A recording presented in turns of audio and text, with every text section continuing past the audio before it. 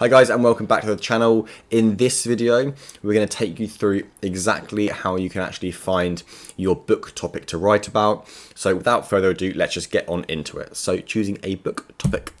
Cool. So first things first, what is a niche? So a niche is basically just a main overarching theme or classification within industry. So in the case of books, when you're publishing books on Amazon, the niche is basically just going to be the book category that you're actually publishing in. So when we say niche or category, we're basically talking about the same thing. They're pretty much synonymous with each other. So a niche is your category and a sub-niche is your subcategory. And within Amazon, there are going to be 36 actual categories that are listed on Amazon, but we don't necessarily publish in all of them.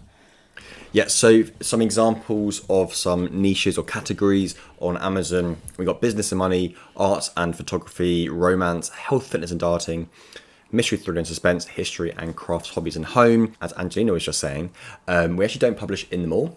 We only publish in the non-fiction categories. We only publish in or have the potential to publish in 15.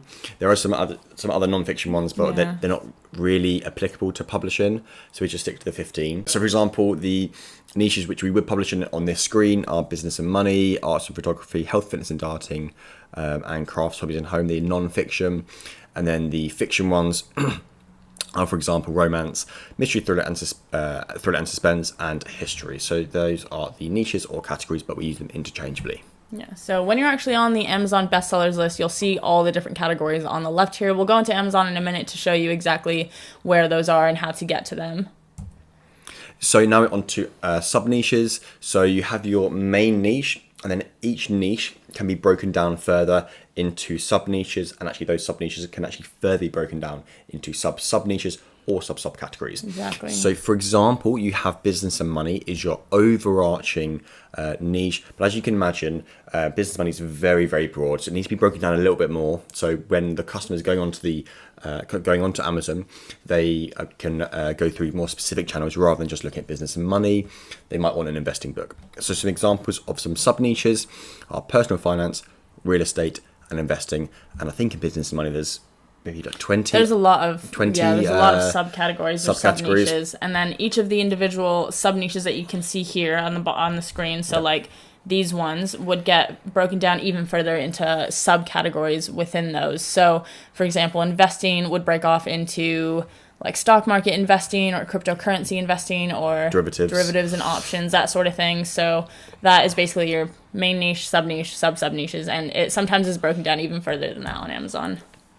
So now we're on to keyword research. This is the important part. This is actually where we're going to choose our book topic. So keywords are synonymous with book topics, as I just said. These are the terms people are actually searching on Amazon. So people aren't going to search the overarching niches. It's unlikely that they're going to.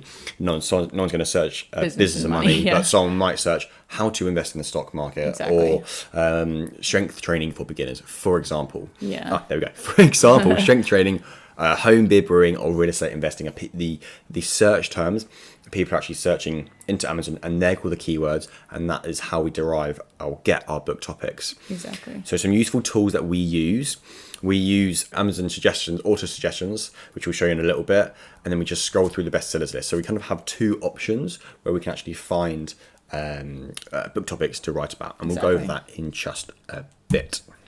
Yeah, so basically when you go into Amazon, what we're talking about when they're typing into Amazon to look for something, we're talking about literally the words that they'll type into the search bar.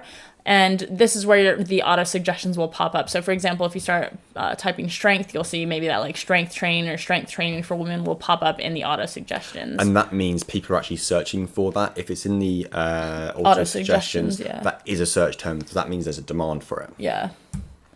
So the entire point of keyword research really is just to figure out which topics are profitable so that you are making sure that whatever book you're writing is actually about something that people are looking for. So we want something that is high in demand and low in competition. If no one's searching for it, then you're not going to get any sales. So it has to be something that's being searched. So for example, if you are a keen hairdresser, for example, and you thought you have a great book on how to cut men's hair for beginners, but actually no one's searching for it. You might make the best book in the world with the greatest value providing to someone, but actually if you're only making one sale, two sales a day, it's completely pointless, to be honest with you.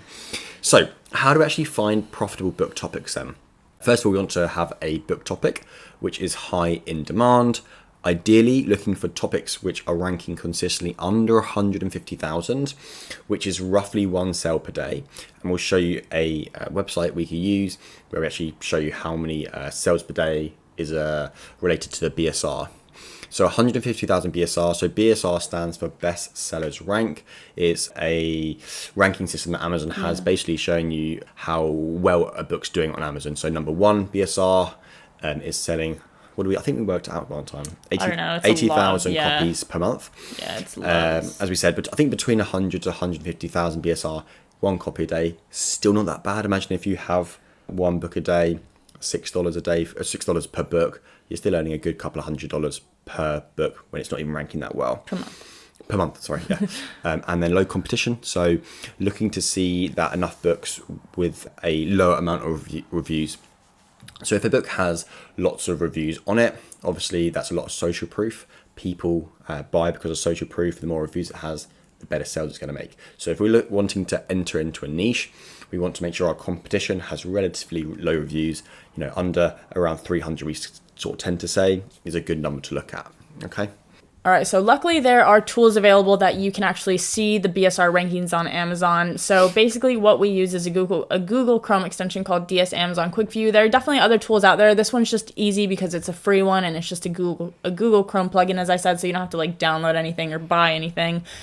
So basically what you do is I'll show you how to do it in a minute, but you just install it and then you'll be able to see these details about about a product, and it tells you here the best sellers rank. So let's go ahead and go over to Amazon now. Okay, so we always go over to incognito just because of the cookies that that is hidden when you're on incognito. So your searches aren't being biased by your previous search history. Exactly. So basically, let me really quickly, I'm just going to show you how to get DS Amazon Quick View as well. So you literally just search. It's a free Chrome extension, so definitely you need to get it. So you're just going to search DS Amazon Quick View. It'll be this first one that pops up, and all you're going to have to do, this says remove from Chrome because I've obviously already got it installed, but literally all you have to do is press add to Chrome, and then you will be able to use it on Amazon. So first off, let's just show you some of the auto suggestions that pop up. So for example, as we said, if you were to type in maybe like gardening, actually make sure you go into the books section first. And then you're going to just type in like gardening. And then what you can do straight away is just look at suggestions.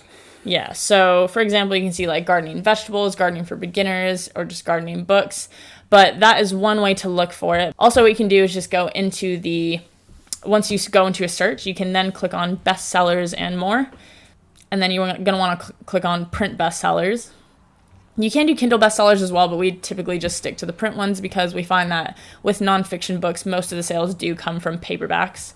All right, so once you're in the Amazon bestsellers list, you obviously can see all of the categories that are on the left, as we pointed out before. So that's where you'll find those. And then let's just show you, for example, if you click into business and money, which is the main niche, you can then see all these different sub niches. And basically all you're going to do is you're going to go through and just sort of look. So let's go into maybe investing. Okay, so basically you're just going to scroll through and look for any topics that you might want to check for whether or not they're profitable. So for example, rental property investing might be a good keyword to check out, or even how to invest. That's a bit vague, but it might pop up. But the whole point is that you're just looking for topics that you can then check to see if they're profitable or not. Let's see, what's another one that we could potentially... So you wouldn't, scroll up a little bit, so you wouldn't just buy, rehab, rent, refinance, repeat. They're not keywords, they're just kind of random words. Also, baby steps millionaires. I wouldn't say that's a keyword either. You've got to think about what people are actually typing in. So people will be typing in rental property investment.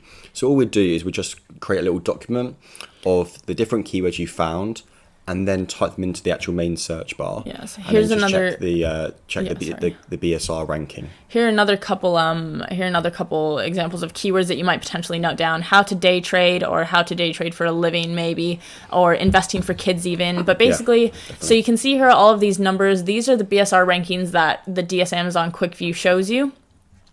And basically, so once you've actually chosen a topic, so say you've chosen how to invest in the stock market. or should we do stock market investing maybe? Do that, yeah. That's Stock great. market investing. So say that's a topic that you've chosen. Basically, what you're going to do to check whether or not it is high enough in demand or a profitable topic that you could be looking at is you're going to go in and just make sure that the books are all ranking, or not all ranking, but you want to see a decent number of the books ranking under 150,000. So for example, the first one, only 125,000, that's good. A beginner's guide, this is 2,000, that's really good. This seems like it might be from an authority figure because it's got 15,000 reviews, which is loads. That's not really stock market investing, but I guess it could kind of fall into it's more day trading, which is a bit different than actually like long-term investing. But basically, that's what you're going to do. You're going to go and you want to make sure that the books are ranking, and a lot of these are ranking under 150,000, so you can tell it's definitely high in demand. 64,000. And then you just want to make sure that there's also a decent number of them that have less than 300 reviews. So like this one only has 54, so that's good. That means you could try to get in there and maybe catch up to it. That one's only got 91. This one's got 330, so that's a bit over the cusp, but you wouldn't necessarily count it out completely.